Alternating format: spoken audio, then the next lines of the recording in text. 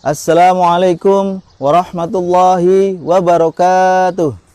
Bismillahirrahmanirrahim. Alhamdulillahi rabbil alamin. Wabihi nasta'inu ala umuri dunya waddin. Wa ala alihi wa ashabihi wa alina ajma'in. Amma ba'du. Sekarang sudah mulai memasuki malam-malam terakhir di bulan Ramadan. Itu tandanya sudah mulai mendekati adanya malam Lailatul Qadar.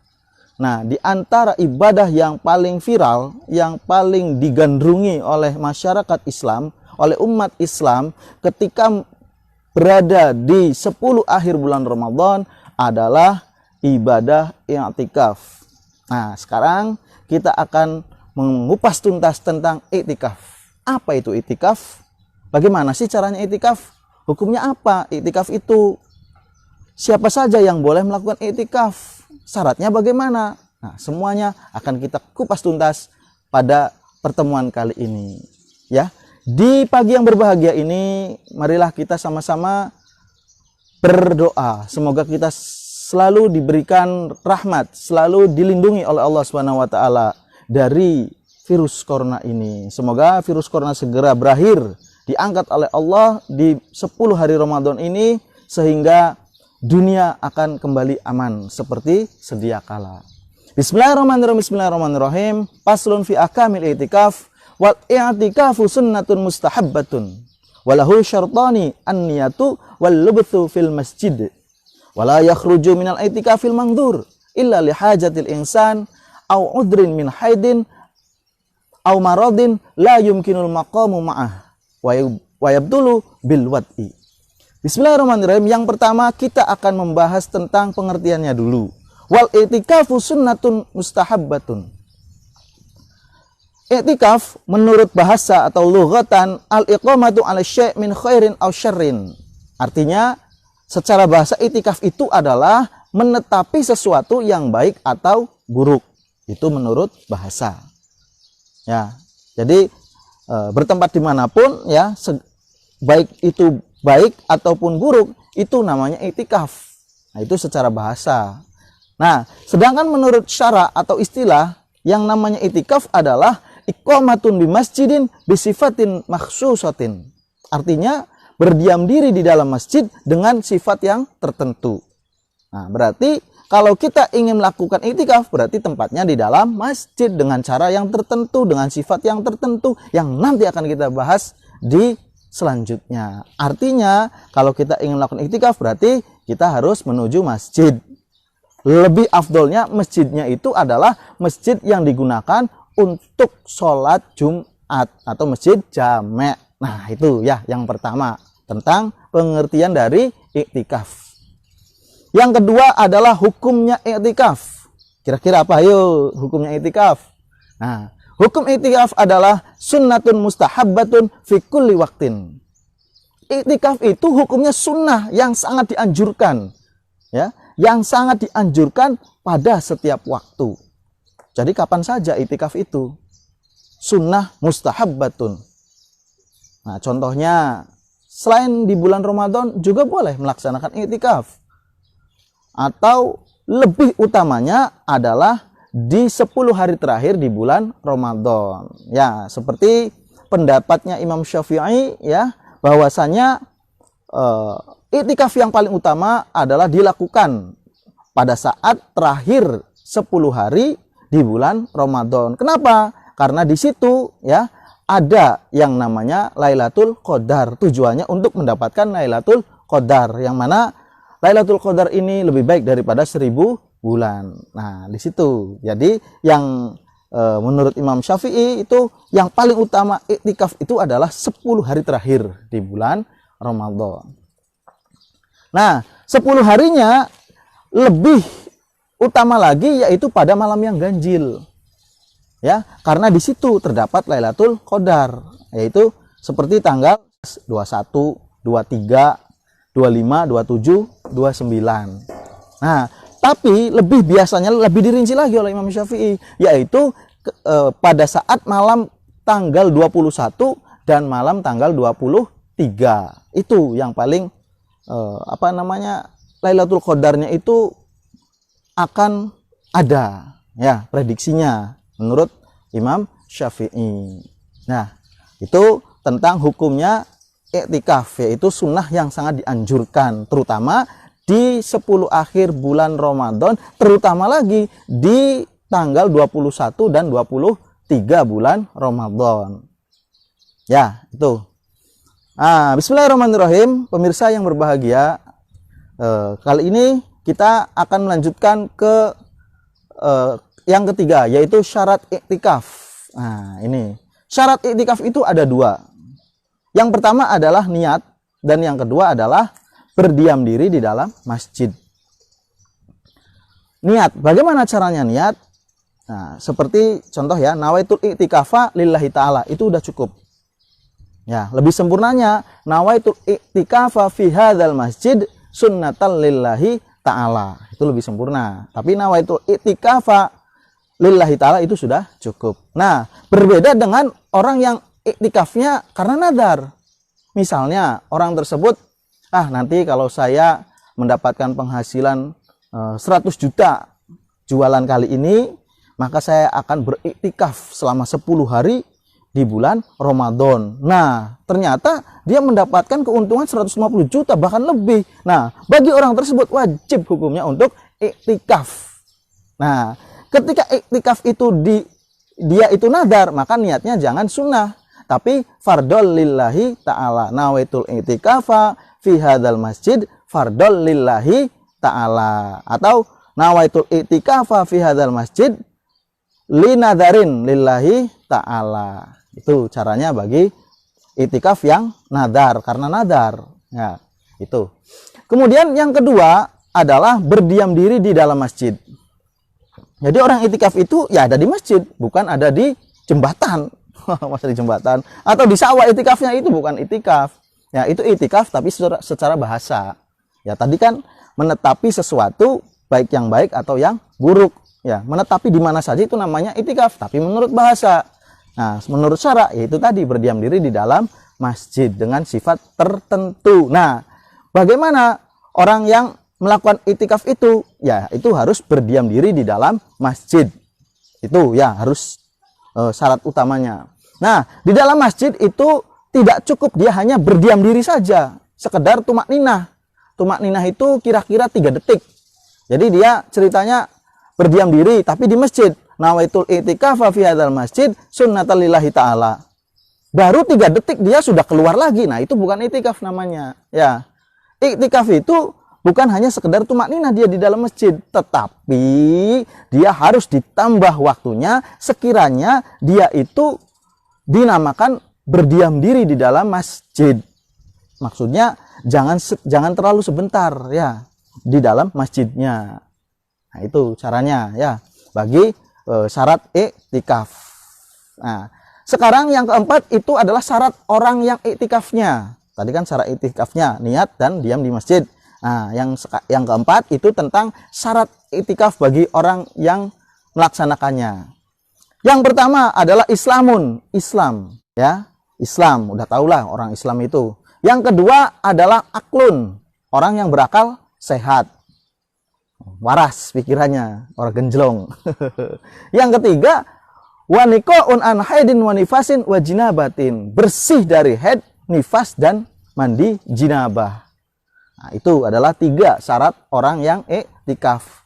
Sebaliknya, iktikaf tidak sah bagi orang yang apa? 1, orang yang kafir, yang non muslim, ya jelas. Ya, tidak ada hubungannya dengan orang non muslim tentang iktikaf. Yang kedua adalah wa majnunin, orang yang edan, orang yang gelo. Ya, orang yang stres. Nah, itu tidak sah hukumnya untuk dia beriktikaf. Dan yang ketiga adalah wa haidin wa nufasain wa junubin, orang yang sedang haid, orang yang sedang nifas atau orang yang sedang junub. Nah, itu tidak sah hukumnya untuk melaksanakan iktikaf karena dia dalam keadaan tidak suci. Nah, itu ya tentang syarat iktikaf bagi orang yang melaksanakannya.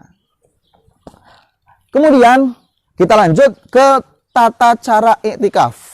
Nah, kaifiyah. Bagaimana sih cara melaksanakan iktikaf itu? Nah, yang pertama ya, Orang yang itikaf, nanti dulu ya. Orang yang itikaf itu tidak boleh keluar dari itikaf yang dinadarkan. Jadi orang yang itikafnya karena nadar itu tidak boleh keluar nih, ya. Kecuali tata caranya nih. Yang pertama adalah ada kebutuhan manusiawi. Apa sih kebutuhan manusiawi? Contohnya seperti buang air kecil.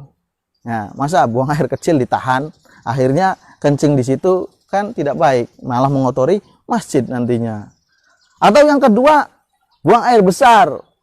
Ditahan-tahan, akhirnya dia nggak mau keluar karena takut batal. Padahal sih nggak batal, dia berak, BAB di situ, di dalam masjid. Wah, itu lebih parah lagi ya. Selengat-selengut, bau apa sih ini? Nantinya malah bikin orang tidak fokus. Nah, atau contohnya dia itu pas lagi itikaf keluar air maninya. Nah, maka dia harus segera mandi junub. Atau pas iktikaf dia kentut, brut. Nah, maka dia harus langsung wudhu lagi. Itu diperbolehkan di dalam iktikaf. Ya, itu yang pertama. Kemudian yang kedua, udzur karena haid atau nifas.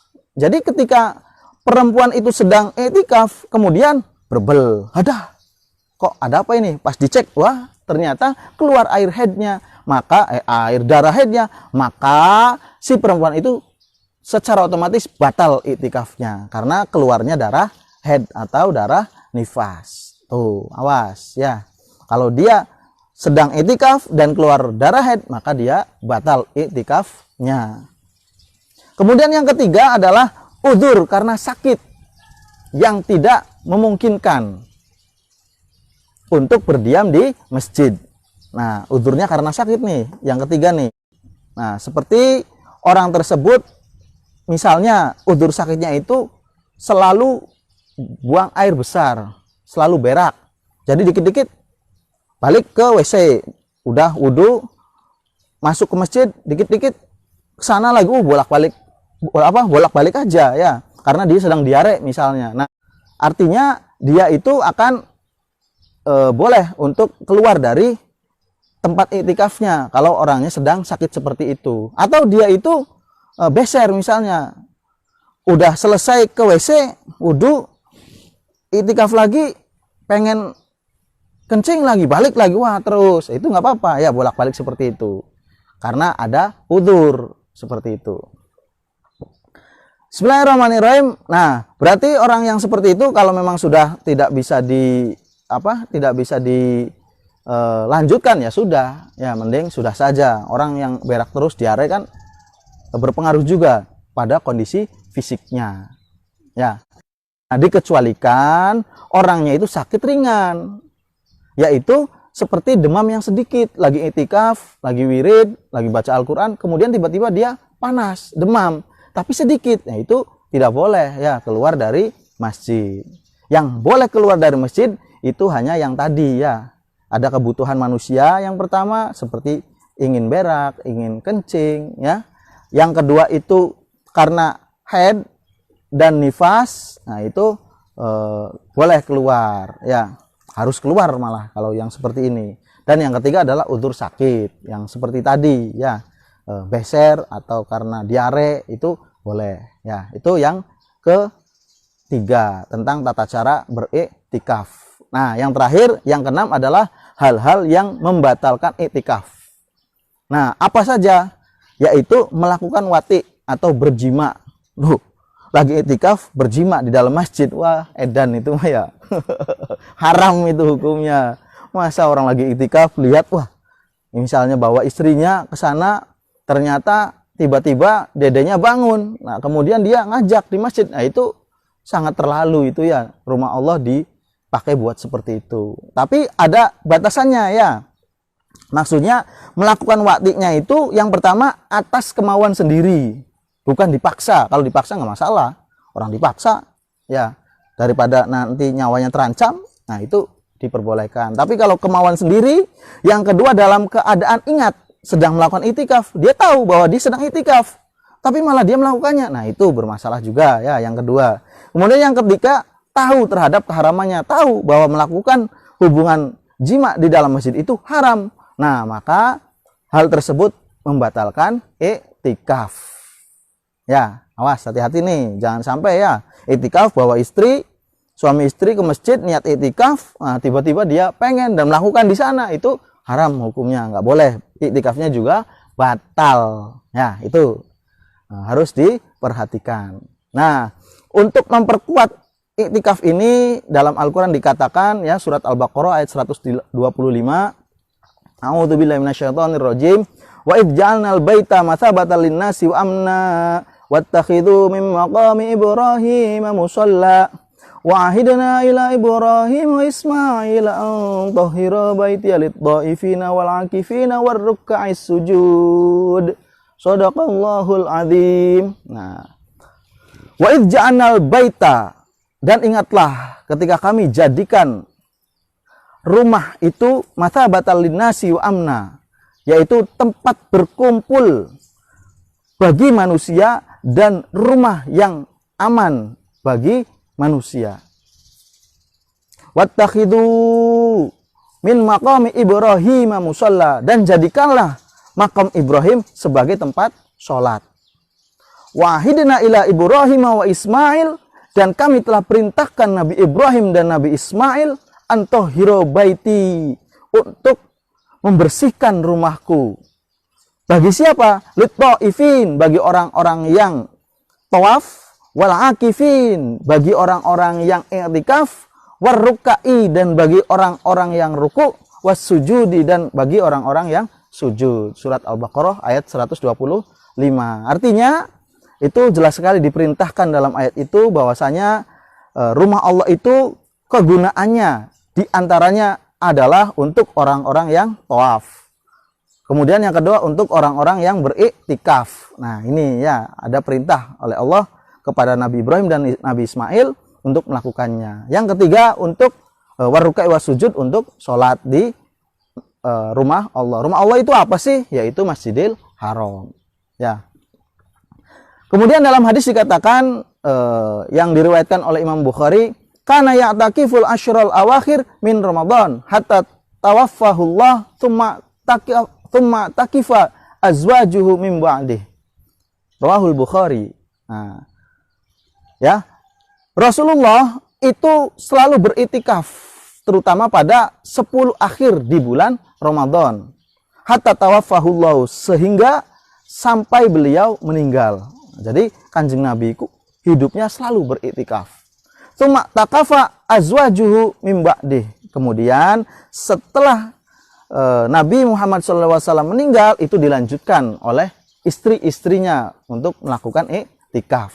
Nah, hadis diriwayatkan oleh Imam Bukhari. Nah, berarti anjuran beriktikaf ini sudah dilaksanakan oleh Rasulullah sendiri. Bahkan setelah beliau meninggal dilanjutkan oleh istri-istrinya. Nah, makanya ayo ya, di 10 akhir bulan Ramadan ini marilah kita melaksanakan iktikaf, yaitu berdiam diri di dalam masjid, supaya apa yang kita inginkan, yakni mendapatkan malam Lailatul Qadar ini, akan tercapai.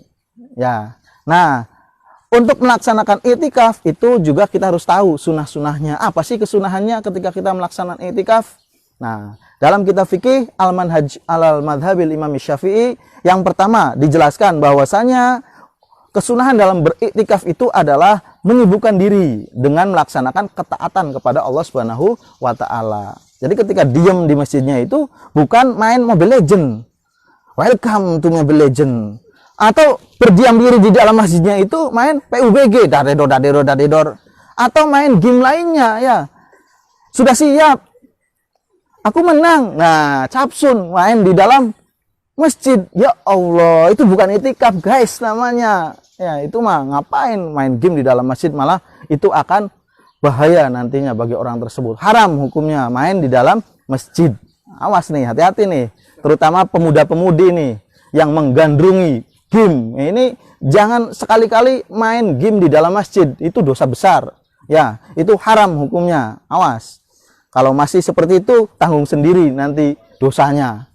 Ya, itu yang pertama, ya, menyibukkan diri dengan melaksanakan ketaatan kepada Allah. Contohnya apa? Menyibukkan dirinya seperti di dalam masjid dia berzikir kepada Allah, la ilaha illallah, la ilaha illallah, la ilaha illallah, dan wiridan-wiridan yang lainnya. Yang kedua contohnya adalah membaca Al-Quran. Di dalam masjid itu membaca Al-Quran ya, bukan membaca komik. Nah ini ada lagi nih, iktikaf tapi bacanya komik ya, atau membacanya Facebook, update status. Guys, gue lagi iktikaf nih dalam rangka mencari Lailatul Qadar. Ya bukan Lailatul Qadar tapi Lailatul Qadar itu mah. Nah ini nggak bener nih ya. Atau membacanya membaca yang lain-lain ya, membaca apa misalnya majalah atau membaca novel, itu nggak boleh ya. Yang membaca itu membaca yang baik-baik. Contohnya adalah membaca Al-Quran atau membaca dalail misalnya, itu juga boleh. Pokoknya yang baik-baik lah ya. Nah boleh juga di dalam masjid itu. Yang ketiga adalah diskusi keilmuan, beritikafnya ngobrol tentang ilmu. Nah itu diperbolehkan juga ya. Jangan ilmunya ngobrolnya ilmu maling atau ilmu gento. Wih, tahu nggak? Itu ada pendatang baru, rumahnya kaya. Ayo kita serang nanti jam 2. Oke, kita siapkan strategi. Lah, bukannya iktikaf itu untuk berdiskusi ilmu, malah mau merencanakan maling, mau melaksanakan perampokan. Nah, itu iktikaf edan itu namanya ya. Itu bukan namanya iktikaf. Karena iktikaf itu adalah melaksanakan ketaatan kepada Allah tentang yang baik. Awas ingat ya, ini bagi gamers nih. Bukan iktikaf namanya kalau dalam masjid Mobile Legend ya, main Mobile Legend. Ya, nggak boleh. Yang kedua adalah berpuasa. Nah, ketika beriktikaf disunahkan berpuasa posisinya. Ya, itu jika dilakukan di siang hari. Kalau di malam hari puasa apa? Nggak usah puasa kalau di malam hari. Nah, kalau di siang hari, maka ketika berpuasa ya, waktunya berpuasa, maka dia disunahkan untuk berpuasa. Bukan hanya di bulan Ramadan, di bulan lainnya pun disunahkan berpuasa. Nah, karena apa? Di dalam berpuasa itu kita itu lebih kuat untuk menahan hawa nafsu akhirnya ya. Itu lebih bagus lagi. Dan juga bisa memfokuskan pikiran ketika beriktikafnya dalam keadaan berpuasa. Jadi pikirannya menjadi fokus dan hatinya menjadi suci ketika kita melaksanakan iktikaf dalam keadaan berpuasa. Lebih baik berpuasa itu kalau sedang berpuasa. Kalau bulan Ramadan sudah pasti ya. Nah, kalau misalnya lagi bulan-bulan yang lainnya, sunnahnya itu dalam keadaan berpuasa. Kemudian yang ketiga, sunnah iktikaf itu adalah melaksanakan iktikaf di masjid jami'. Masjid jami' itu adalah masjid yang dilaksanakan sholat Jumat di dalam masjid itu. Nah, masjid jami' ya. Jadi lebih sunnahnya itu, lebih afdolnya itu dilaksanakan di masjid jami'. Biasa di masjid di sedesa kan, satu desa itu kan biasanya ada masjid jami' itu yang dimana dilaksanakan sholat Jumat. Nah, di situ lebih afdolnya. Jangan iktikafnya di jembatan ya, atau di tempat tongkrongan, itu bukan iktikaf ya. Kemudian yang terakhir, yang keempat adalah tidak boleh berbicara. Iktikaf boleh ngobrol, tidak boleh berbicara. Kecuali ya perkataan yang baik. Kalau ngomongnya tentang keilmuan, tentang perkataan baik, itu nggak masalah. Tapi kalau di dalam masjidnya ketika beriktikafnya itu dia itu ngomong-ngomong kasar ya, wah dasar kamu itu bego, goblok, ya, paok. Nah, itu nggak boleh ya. Atau dia ketika iktikaf menggunjing orang, tahu nggak? Itu si dia itu suka suka mencuri loh, suka menggosok loh. Nah, malah ngomongin orang, gibah di dalam iktikaf, itu juga tidak boleh ya. Atau ketika iktikaf adu domba, yang satunya diadu, kemudian terjadilah adu domba. Nah, itu tidak boleh juga ya ketika iktikaf seperti itu. Atau ketika sedang iktikaf dia itu ngomong yang tidak ada gunanya ya, ngomong yang ngawur lah, yang nggak ada gunanya, itu juga tidak diperbolehkan. Atau ketika iktikaf dia nyanyi ya, sakit hati, bikin sakit hati, semua ini terjadi berkali-kali. Nah, misalnya dia lagi sakit hati karena diputus sama pacarnya, terus dia iktikaf malah nyanyi-nyanyi ya, nyanyi begitu. Nah, maka itu tidak diperbolehkan ya, akan menghilangkan kesunahan, bahkan membatalkan iktikafnya ya. Jelas ya. Jadi kita tarik kesimpulan bahwasanya hukum melaksanakan iktikaf itu sunnah yang sangat dianjurkan dan dicontohkan langsung oleh Rasulullah SAW bahwa beliau selalu beriktikaf terutama 10 hari akhir di bulan Ramadan. Kenapa? Karena di situ ada Lailatul Qadar. Menurut Imam Syafi'i, Lailatul Qadar itu berada di hari-hari yang ganjil, terutama di tanggal 21 dan tanggal 23. Ya, itu saja yang bisa saya sampaikan. Semoga ada manfaatnya. Mohon maaf apabila ada kesalahan. Semoga kita selalu senantiasa dilindungi oleh Allah dan mendapatkan barokahnya. Amin ya robbal alamin. Wallahul muwaffiq ila aqwamit thoriq. Assalamualaikum warahmatullahi wabarakatuh.